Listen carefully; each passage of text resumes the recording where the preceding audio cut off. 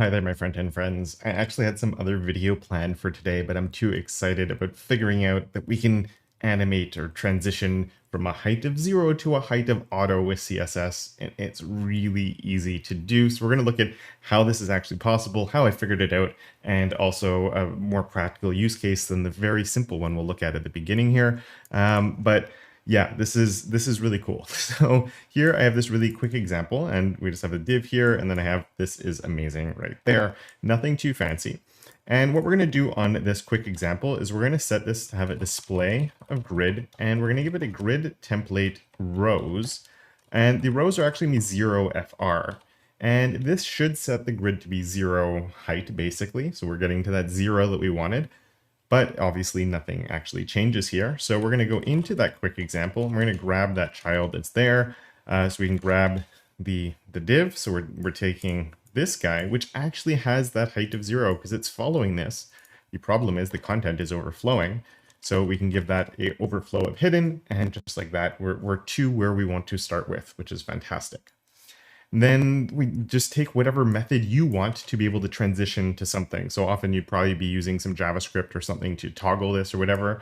But let's do the simple one here, which is just going to be a quick example hover, because it's the easiest way to do something for demos like this. And we're just going to say that when we hover it, we're going to have our grid template rows, and it's going to be a 1FR, and 1FR just means take up the space, the natural space that you'd already be taking up, and you would divide it evenly if there was multiple rows, but we only have one row right here.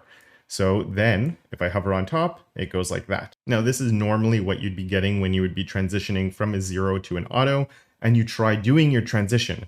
But now grid template rows and columns are animatable properties. So we can do a transition on our grid template rows, and the worst part about this is that it's so long to write that out.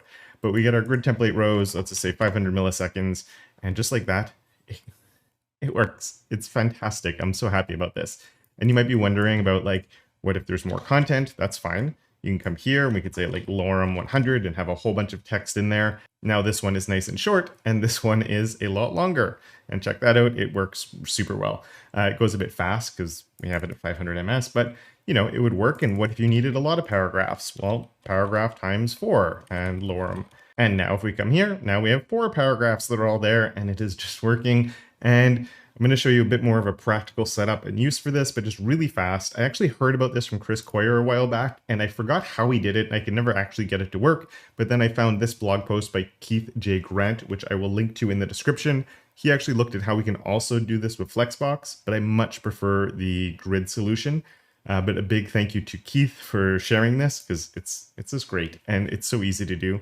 And so if we go and jump over to this other CodePen, and all of this is shared over there, you can see that we can do an accordion with this, and it just works super, super well. It's pretty awesome. So yeah, really nice. I'm doing the exact same trick. I have my accordion content here, and then I have a div with that paragraph. So there it is. Then in this other one that has more stuff in it, div with just more paragraphs. And yes, it does mean you have to have this nested div inside the parent.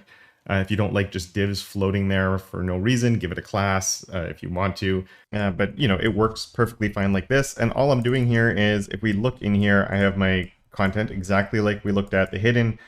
Just here, instead of using a hover, I'm toggling an area hidden that's false or true. You could just be doing this with a class instead, whatever is opened or something, depending on how you want to set things up.